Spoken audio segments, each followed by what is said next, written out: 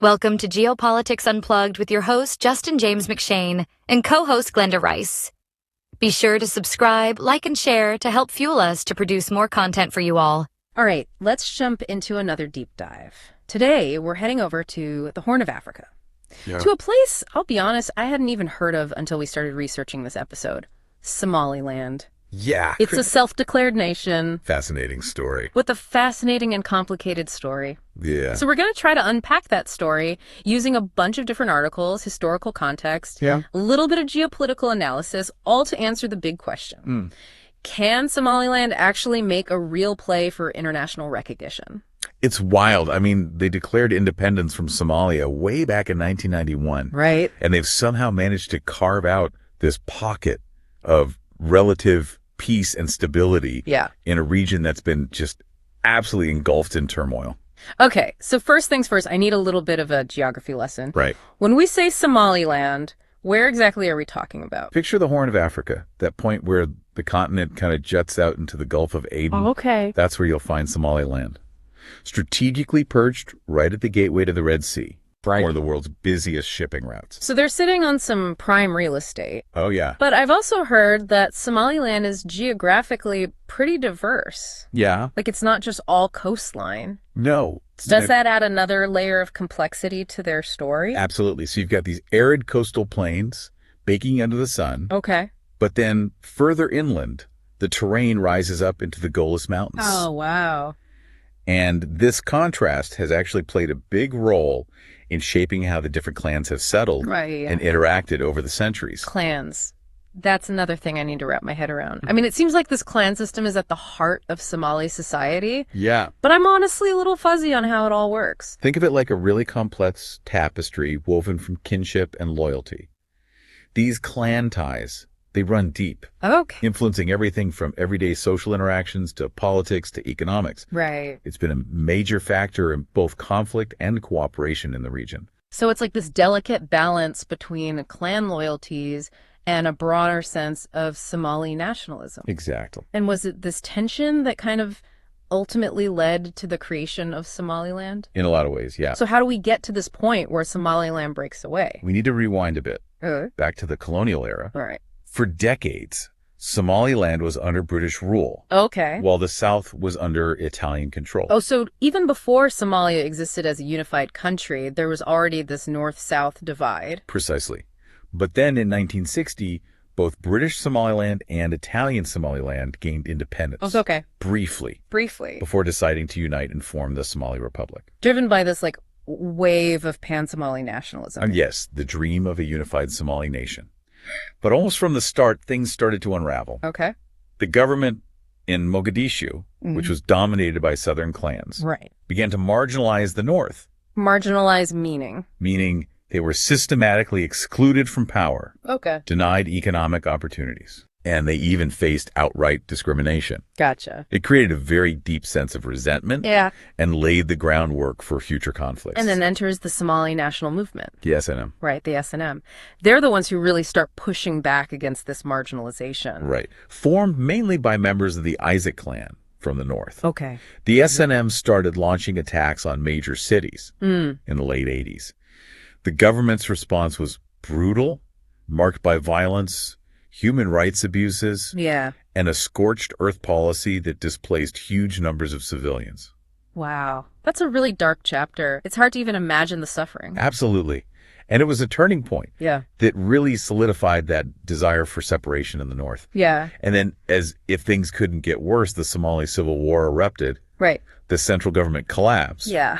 The country descended into chaos. And this is where Somaliland sees their chance to break free. So on May 18th, 1991, they declare independence. They do.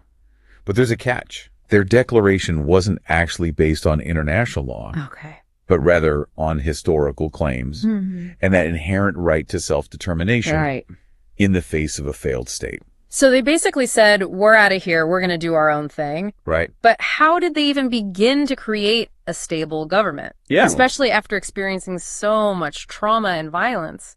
They did something incredibly smart. Okay. They tapped into both traditional and modern systems of governance. What do you mean? So they drafted a constitution which was approved in a referendum in 2001. Okay. And it created a bicameral parliament. Okay. With an elected House of Representatives. Okay.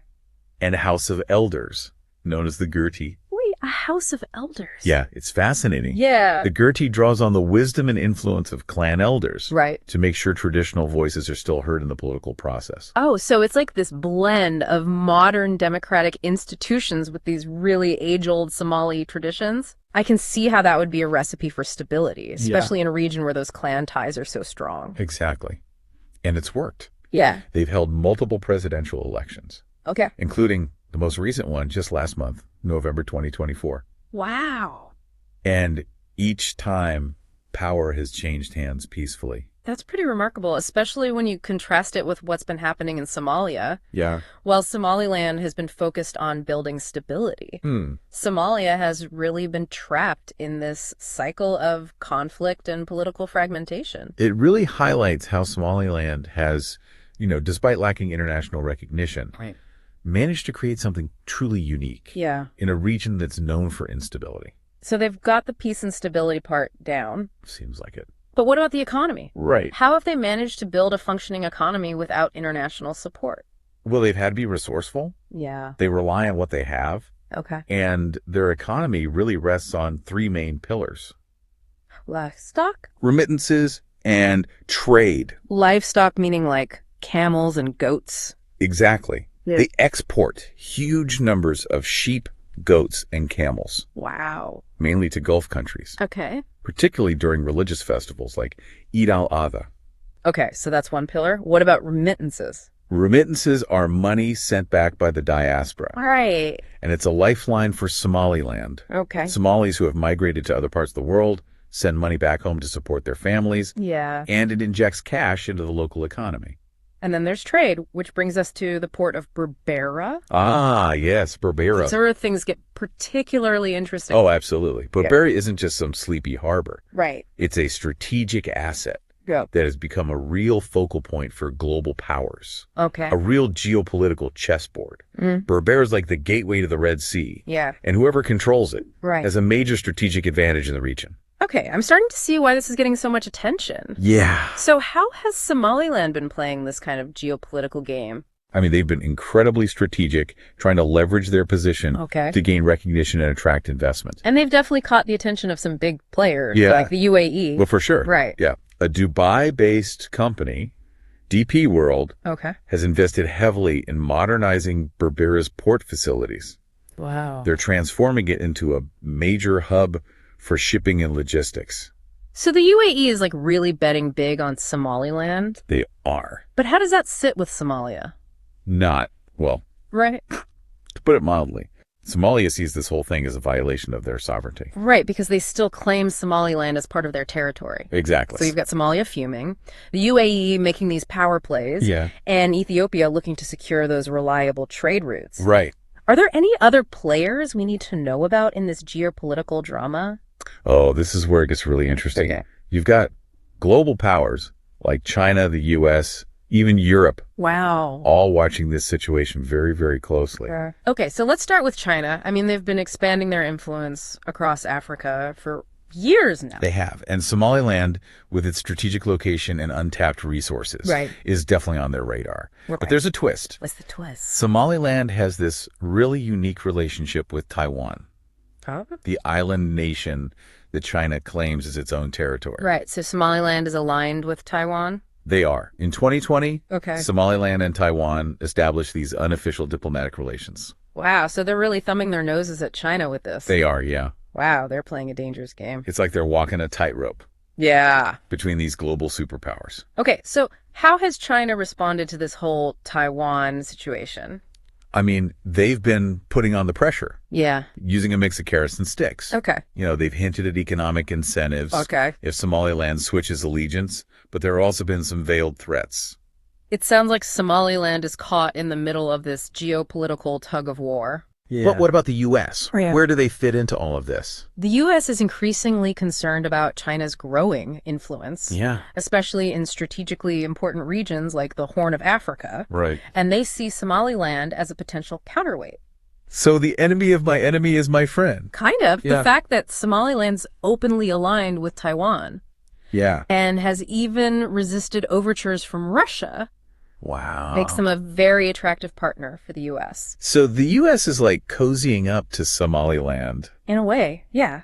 But doesn't that complicate their relationship with Somalia? Absolutely, it does. Yeah. The U.S. has to tread carefully. Right. They have a long-standing relationship with Somalia. Right. And they don't want to jeopardize that by formally recognizing Somaliland's independence.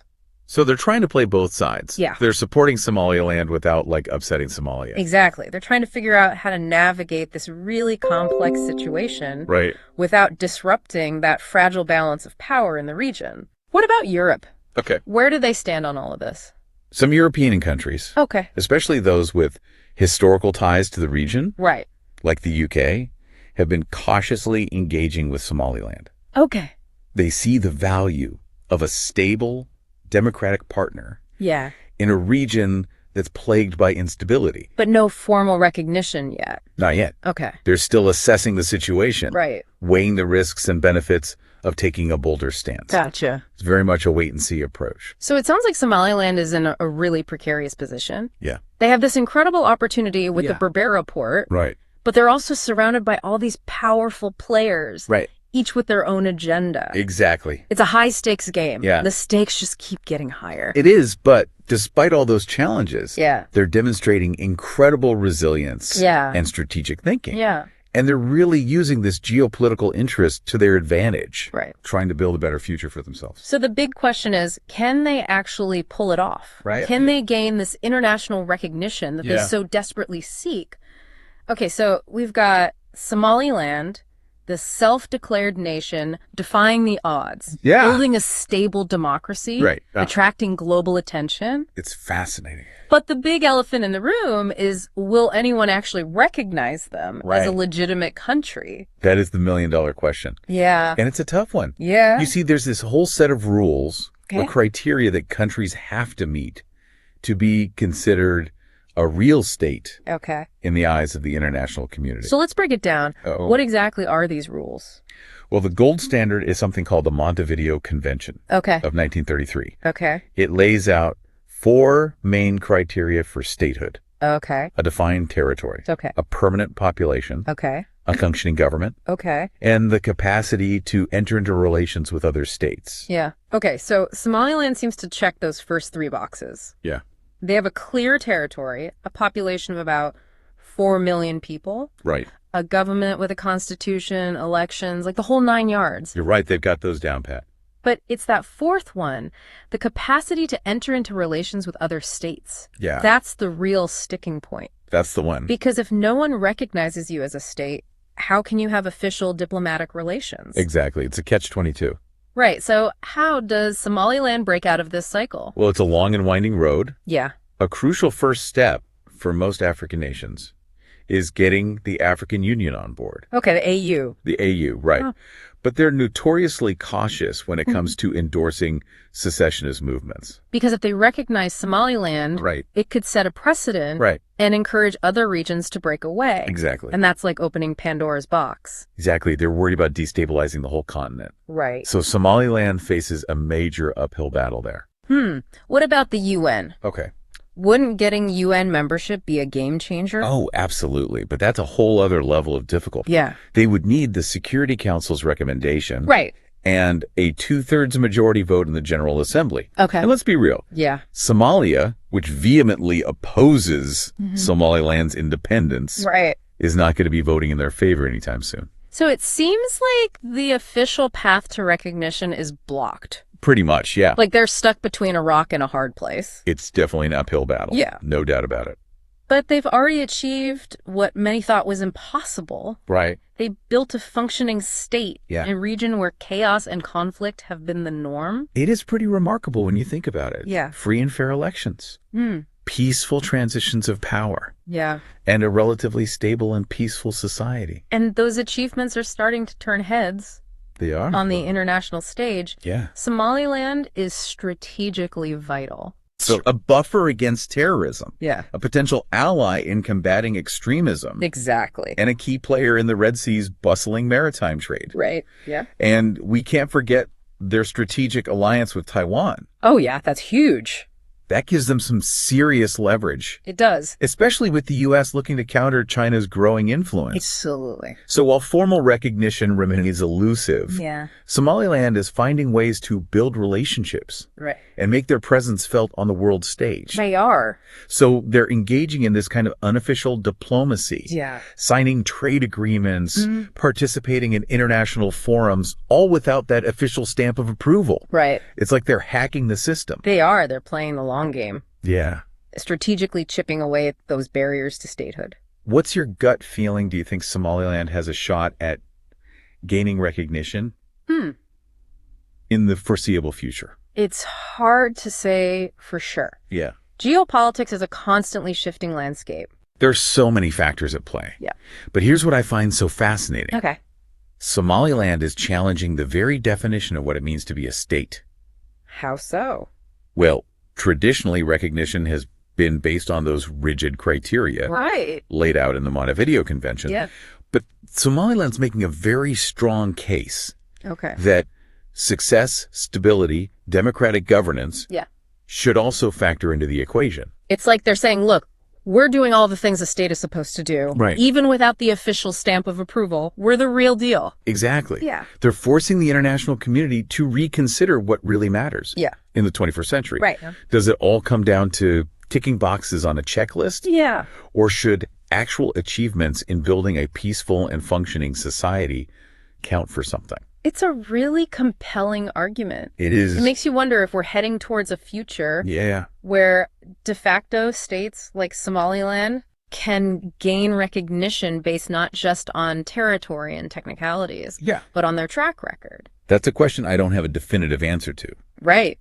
But it's a crucial one to ponder. Yeah. And as Somaliland's story continues to unfold, it'll be interesting to see if they can rewrite the rules of the game. Well, on that note, I think we've reached the end of our deep dive into Somaliland. Yeah. I have to say it's been a really eye-opening journey. It's a reminder that there are so many stories out there just waiting to be discovered. Stories that challenge our assumptions and broaden our understanding of the world. To all our listeners out there, we encourage you to keep exploring, keep asking questions, and keep an eye on Somaliland. For sure. Their story is far from over, and who knows? They might just change the world episode of Geopolitics Unplugged by Justin James McShane. Be sure to subscribe, like, and share to help fuel us to produce more content for you all.